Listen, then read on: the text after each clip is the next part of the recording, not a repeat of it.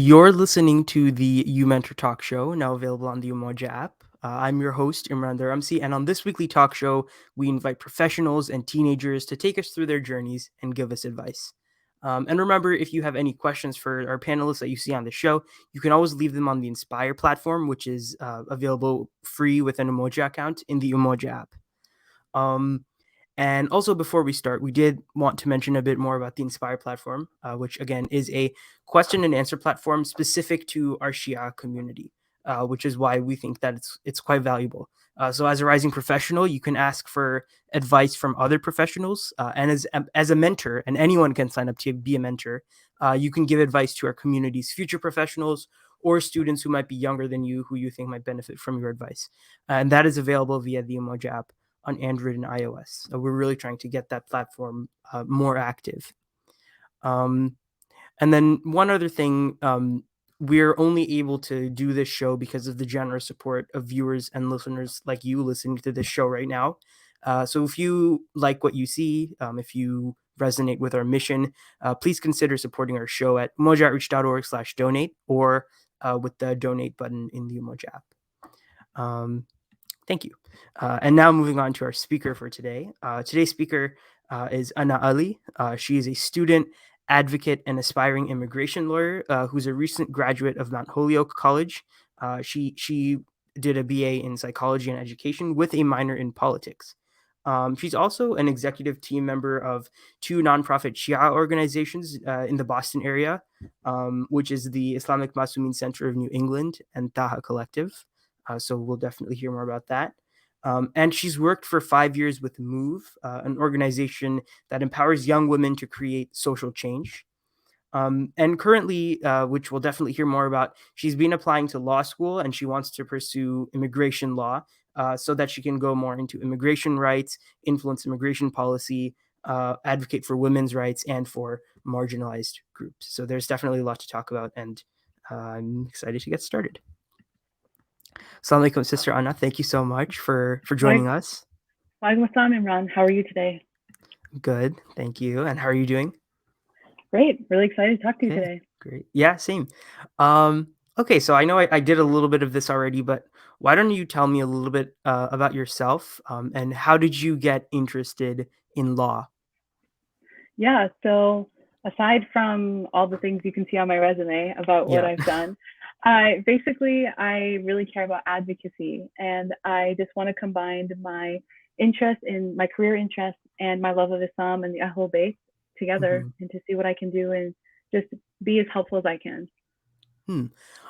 So a lot of viewers who are watching this show, they might not exactly know what the legal field is. So could you give us a little bit of a brief introduction? What would you do after you go to law school? Like, what are the types of things that a lawyer does?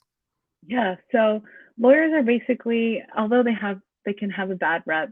Yeah. What I want to do what I want to do is essentially make the process of immigration easier for people. Mm, Speaking just from what I've seen with my own family and friends, there are just so many documents and things and processes that aren't super clear and transparent. yeah. And so I just want to make that easier. With the education that I hopefully get from law school, I just want to fill out those forms and just Yeah. make the transition from one place to another as smooth as possible for people that deserve it and need it. Okay. And so you didn't always want to do immigration law, which is what we were talking about when we were talking the other day. So could you tell us like a little bit about your undergrad experience and how did that culminate in you applying to law school? Yeah, so I've actually always known that I wanted to be a lawyer. I just really care about hmm justice. That's something from a young age when I realized I'm like, hey, that's not fair. That just kind of culminated into wanting to be a lawyer. And Yeah. so I went into my undergrad thinking, okay, I really like psychology and education, and I think hmm that's what I want to do for law. I want to be an education lawyer and work on Okay. education rights and education policy. So Mm. I took classes and I did different things that were relative to education law and policy. And when I did that, I realized that the passion that these individuals have is not the same as what I have. Like, of course, I think Okay. education is important and the education system really needs help and work, but hmm I don't have that same passion that others have. And so I thought, I don't think I'd be the most useful here, which was a hard thing to kind of realize because that's kind of what I went into college knowing and thinking. Yeah. So I thought to myself, I'm like, okay, now I need to figure out what I do want to do and what Mm. I really do care about that much. So I took lots of other classes in undergrad, which is something I recommend to all college students. Take all the classes that don't just take what you need for your major. Take art class, take an economics class, take literally any class you can. Hmm. And so it was my last semester of my last year when I stumbled upon a class about immigration rights and law. And it was just like, it's like a light bulb went off in my mind. Like I was just always so excited for every class. I finished the readings as soon as they were assigned. And it made me realize that immigration policy is where I want to do my work. That's where I have passion. And having Hmm. so much personal experience with that, it was kind of like, wow, why didn't I realize this before? So yeah. Oh, okay. Um, could you talk a little bit about that exploratory phase in the middle? Because I know you said pretty quickly you realized that the education law stuff wasn't exactly for you, but then it Mm-hmm. was not until the last semester of college, which I know you said it graduated a year early, but it's still quite a few semesters in between. So No, could of you talk course. about like that phase? Yeah. So basically, when I was starting to realize that my passions weren't in education, law, and policy, I got scared. You know, like I'm Yeah. the type of person that always has a plan, that always has Mm, a plan B too, even. And so this is when I got scared, and I thought, okay, what am I going to do now? Am I like I knew I wanted to eventually go to law school, so I thought to myself, I'm like, okay, maybe I'm going to go into law school and maybe figure it out there. But that's just not how I roll. That's not my mm. MO. So I was like, okay, I need to figure out what I want to do. So this was actually the class that I took in education policy was right at the time of quarantine. So it was, Okay. spring of 2020. Yeah. So we were then registering for classes for the next semester, and I was like, Mhm, what do I do? Like, I kind of went through the list of different categories of policy and law classes that my school offered, and I just mhm. signed up and I was like, okay, like I kind of like this little bit, let's try this. And then that didn't work. And then I was like, I just kept doing that until I stumbled upon an immigration class and I was like, okay, let's try this. And then that's what I did It and that's what clicked. happened. It Yeah. clicked, exactly. Um, there's one other little thing that I want to touch on, which is I know you said you finished your undergrad a year early, like after 6 semesters. Could you Yeah. just talk about like what you weighed in making that decision? Because I know a lot of schools they offer maybe not a whole year, but maybe 1 semester early. Yeah, for sure. So honestly, even though I did that, I wouldn't recommend it. I think that you Okay. should enjoy your college time, take all those classes that I'm saying, because when I rushed it, it just felt like I was trying to achieve something rather than enjoying the classes and like really Mm, learning as much as I could. And so it was in my last semester when I was like, okay, now I know I'm graduating. I can just take these classes and not be so yeah. stressed about what's going to happen next. Hmm. So the way that I did that in my school is we have a credit system, and so if you complete a certain amount of credits, you're good to graduate. So I just took a lot of extra classes and Yeah, really put myself you were through a lot ready of to. hard, yeah, so Mm, a lot of hard work, but it was great. Alhamdulillah. okay.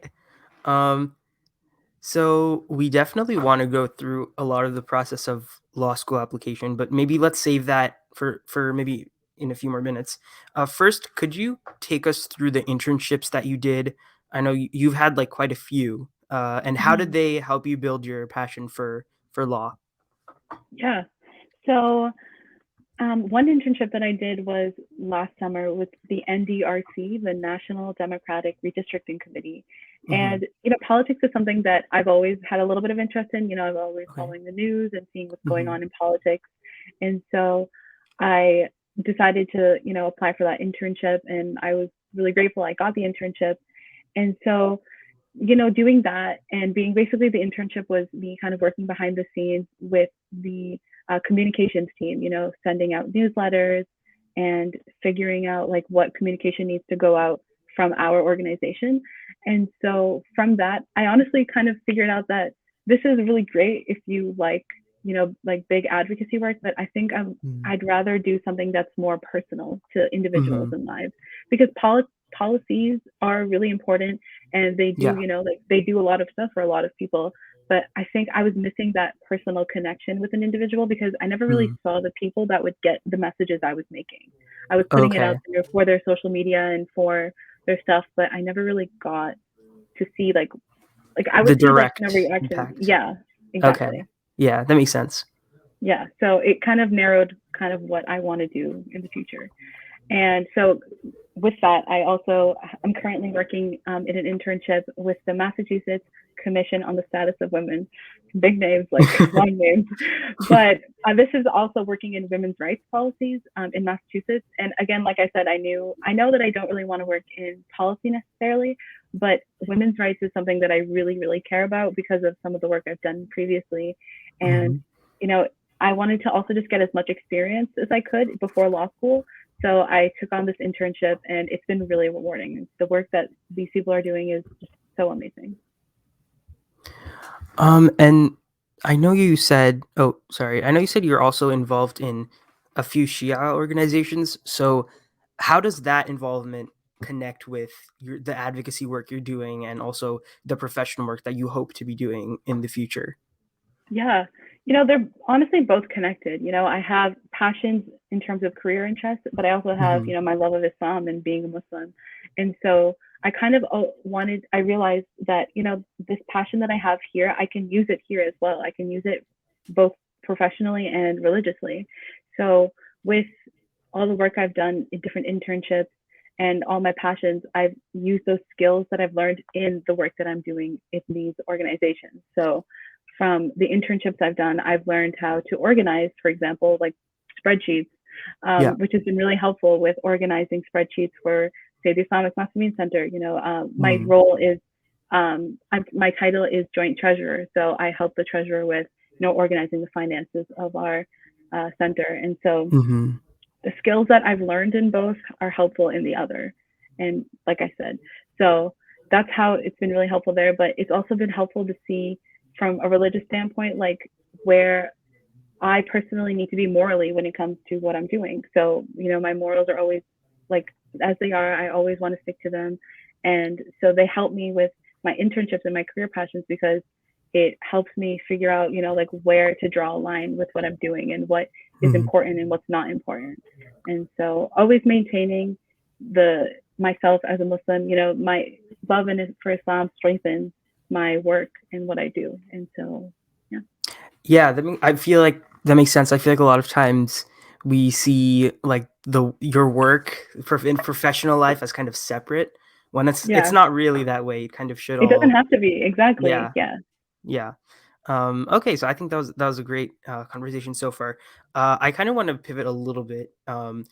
What advice would you have for people who maybe they are in high school or maybe they're just starting college and they want to explore their interests to see, like they're saying, maybe going to law school sounds interesting.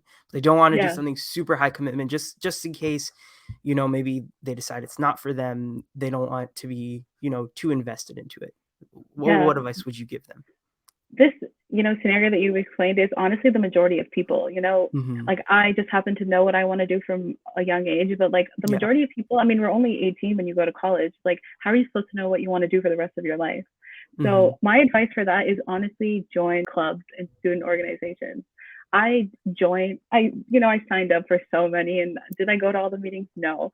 But the things that I really did have interest in, I did go to the meetings. Like, for example, I signed up for my psychology association just because I knew the person that was at the booth that day, and I was like, sure, I'll sign up.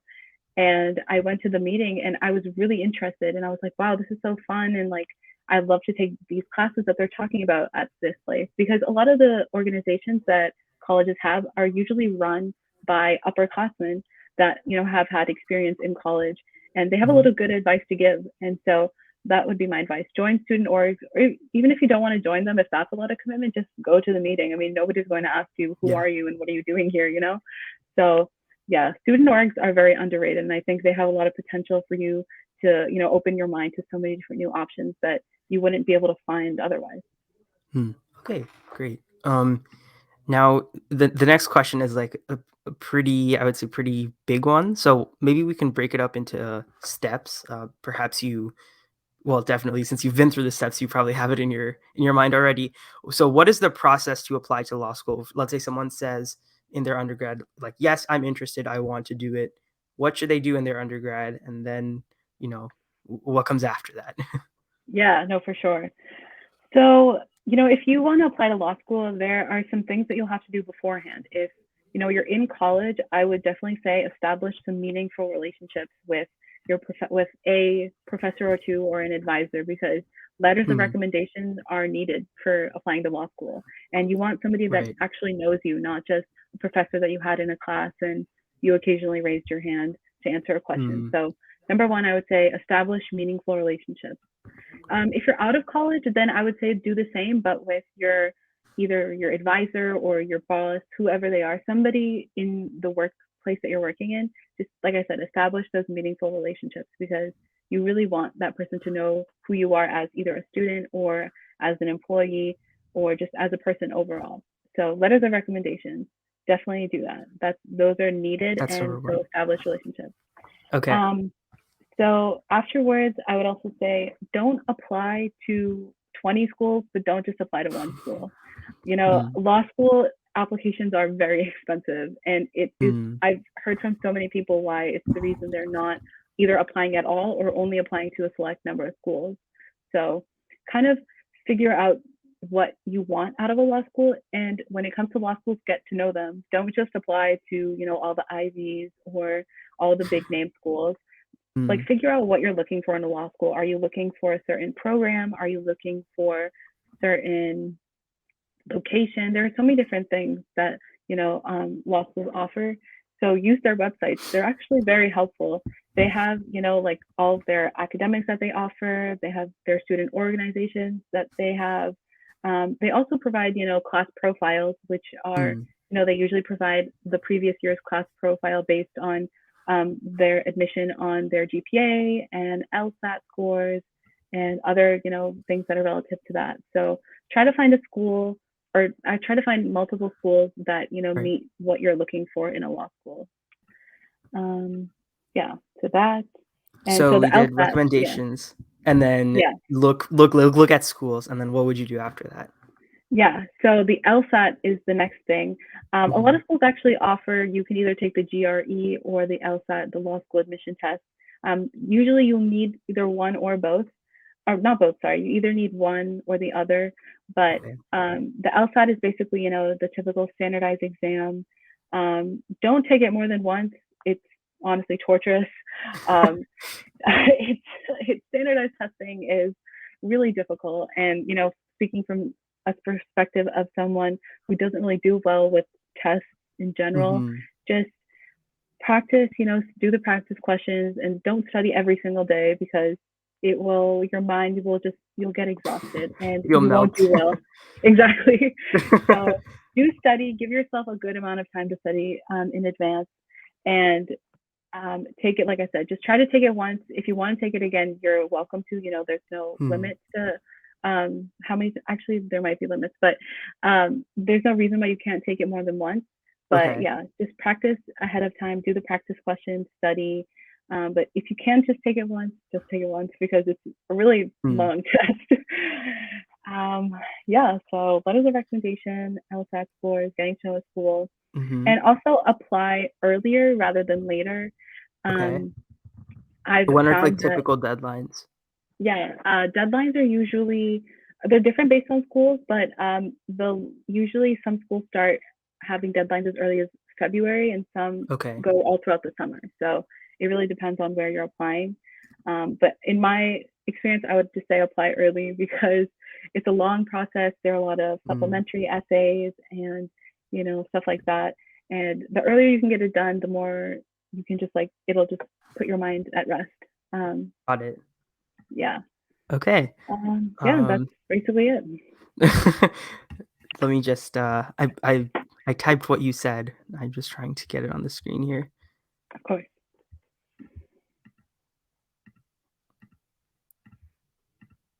Okay. So we said, start with, like, establishing the relationships for the letters, and then, make sure you know the schools you're applying to, take the test, and make sure you apply early. So those would be, like, your main tips. Yeah, for sure. Okay, cool. Okay, I do wanna go on to another question. So that was great. Thank you for that. No problem. Um, What happens if perhaps you're going through this process and you realize that like you're stuck at some point? Who would be the best person in your experience perhaps to reach out to for help? Yeah. Um, so for me, I have gotten stuck. You know, the Hmm. personal statement is it's really difficult because Yeah. we are kind of established, you know, growing up, we are told not to really like be so self-indulgent and not to be so thinking about yourself all the time. But the personal statement is exactly that. You're supposed to just talk about yourself. It's basically an introduction to who you are to a completely foreign individual. So when you get stuck, it's really best, honestly, to just reach out to some friends. Be like, hey, like, I'm trying to write this and I'm stuck. Like, what do you think of this? What I've got so far? And maybe do you have any recommendations? Because, you know, your friends really know you well and Hmm. hopefully they want the best for you. And so they're definitely good people to reach out to because there are things like that where you get stuck. The personal statement for me was just, it was so difficult to write. It took me months. Wow, But once I months. finally, yeah, it really did take me Yeah. months. I'm also not the best writer. So I Hmm. reached out to friends. I was like, hey, like I have this draft. Would you be willing to just like kind of tell me what you Hmm. think is missing from it? Um, like even if you don't want to like read the whole thing, tell me like what you from what you know about me, like what else you think would help display who I am as an individual. And so that was really helpful. I got a lot of good advice from friends. Hmm. Okay, thank you. Um, and so currently you're even though you graduated early, you're currently in a gap year, right? Yeah. So like Yes. what have you been doing during your gap year? Yeah. I have been doing internships, like I said, just Okay. trying to get as much work experience as I can because, you know, applying to law school right out of college isn't the best decision for everybody.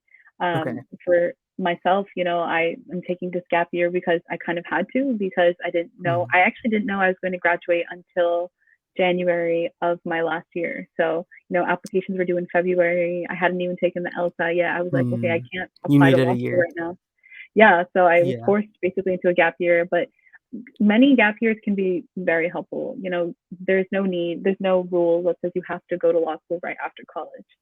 So work experience is something that I would highly recommend because law schools overall, they do ask for your resume as well. And a resume Mm. shouldn't just be like all your academic achievements. You know, you really want to make yourself a well-rounded individual. And so internships and jobs are really important to the resume and to have in any time that you're, you know, taking off before applying to law school. So, like I said, I've been doing internships. Yes. I've started a lot of my religious work Mm. during this gap year. It's been really great to focus on Islam because, you know, when you live at college, I lived at college, Okay. you don't really get to be surrounded by as many Muslims and you don't really get to, Mm. I mean, where I went to college, I went to a very small college in a small town. So there was no, you know, Imam Darga nearby. So Mm. I did everything by myself. You know, I like watched majlises online by myself in my room. I like celebrated milads and did everything by myself. And so having being home and being able to go to my center has been really great. And just to bring back my focus of Islam and how much it means to me in my life. That was something that I think I definitely had lost when I went to college. So Mm. that's been really important. And yeah, like I said, trying to get as much experience as I can before I go to law school. Okay. So thank you for that. Now we were also talking about this other point during the pre-interview, which is we were just talking about like how you got each of your internships. So like, what Mm, would you say, in your experience, has been the most effective way to get your foot in the door? Because often that's the hardest part, just to get like, the first one. yeah. And what advice would you have for other people who are like looking for that right now? hmm Applying for internships is really difficult. Nobody told me it was going to be that hard. Mm. I just thought that, you know, if I apply to a couple, like somebody will, like everybody will respond, which is not true. Like I No. would say a small percentage of people reply to you. So literally, if you see an internship, just apply for it. Just have your resume ready to go. And cover letters are not as daunting as I thought they were. You know, when I first went into applying, I was like, any internship that asked for a cover letter, I was like, okay, next. Like, I don't want to do this. Skip. but but actually, the majority of internships ask for cover letters because I mean, how else are they supposed to know you at all besides your Yeah. resume? Right. So yeah, just literally apply to anything and everything because you don't know who will reply and you don't know like where Mm. that opportunity will take you. And I would also say to just ask around. There should be no shame, honestly, with me and internships. Anybody I knew, I was like, hey, if you know anybody that's looking for an intern for the summer, or if you know anybody that knows someone else, let me know. Yeah, There's a it's not lot of, necessarily a bad thing. Like we have big networks in general in our community, so yeah, we should for use them. sure. Yeah, so that's really important. Just ask anybody and everybody what they've got going on and if they need an intern. So that's really Mm. helpful. LinkedIn, surprisingly, is very helpful. It's I would say, modern Facebook. People make posts, and it's a really great way for people to kind of just like quickly get a grasp of who you are. And so Yeah. that was advice that I got from a professor of mine. I was like, hey, like this professor that I was kind of close with, I was like, hey, I'm looking for an internship. Like, what do you think I should do? Like, how do you think I should apply? Where should I apply? And they were like, okay, do you have a LinkedIn? I was like, no, like, what is that? Like, I had always heard of Mm. LinkedIn, but I didn't really know what it was exactly. They were like, stop what you're doing, get a LinkedIn profile, update it, get everything up to date with it, and then talk to me. And basically, LinkedIn, you can also connect with people, but it's like great for jobs because they have, the different job applications and Mhm. internship applications on their website. So Mm. LinkedIn, and just doing those Google searches, the Yeah. internship that I found, that I'm currently in, the MCSW, I found through a Google search. I kind of was just looking for women's rights internships, Mm. and I had applied in the spring. And they responded, but they were like, hey, like, we don't have anything available right now, but if you reach out to us in the fall, we might, because a lot of kids go back to school. Mm. And Okay. so I did that, and then that was how I got this internship. They're like, yeah, like, we actually need somebody right now at the moment. Can you start right now? And so that's how that Yeah. happened. So yeah, just Yeah. apply to everything. Don't think that you're not, even if the requirements say you need XYZ, like, just still apply, because they have to like make, certain requirements. But like, if they see that you're capable and you believe that you're capable of doing that position, just go for it. Most internships Right. have interviews, and the person that's interviewing you will get to know you better through talking to you Mhm. rather than what they see on paper. So just Yeah. apply for everything. Great. Okay. Great advice. Thank you. So we covered a lot, and we're unfortunately almost out of time, but we do always ask one question to all our speakers, which is, what is your final piece of advice? And in this case, the audience we've been speaking to is pretty broad, so maybe a more general piece of advice for anyone who's listening to the show. What do you think that they would benefit most from taking away from the show?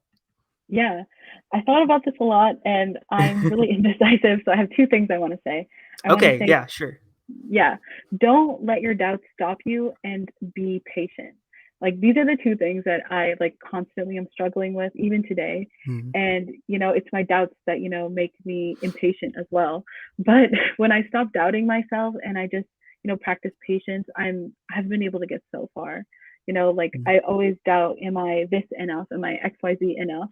Mhm. But it doesn't matter if you are or you're not, because you have a purpose in this life, and your purpose is to be alive and to just do whatever you want, because it's you, and it's going to be an individual that gets work done and makes a difference in the world. So be patient, because your time is coming, but don't let your doubts stop you from trying anything or doing anything that you want. Yeah, I think those are great pieces of advice, and I think that's like a really fitting conclusion to what we've been talking about this whole time. For sure. Um, and then I think, I'm not sure if I mentioned this, but in your email and your Instagram are in the ticker there. Yeah. So if anyone who's listening wants to connect with Anna, they can just reach out to you there. So thank you so much again for coming on the show. Yeah. Thank Um, you for having me. of course, yeah. And thank you everyone for tuning into the show. And tune in next week too for another interview. Remember, you can always catch our previous episodes. They're pretty much everywhere at this point. YouTube, SoundCloud, Spotify, Apple Podcasts, our app, our website, basically wherever you listen to or watch things. Um, and that's all for today. Moja Outreach Foundation, uniting and empowering the Shia community.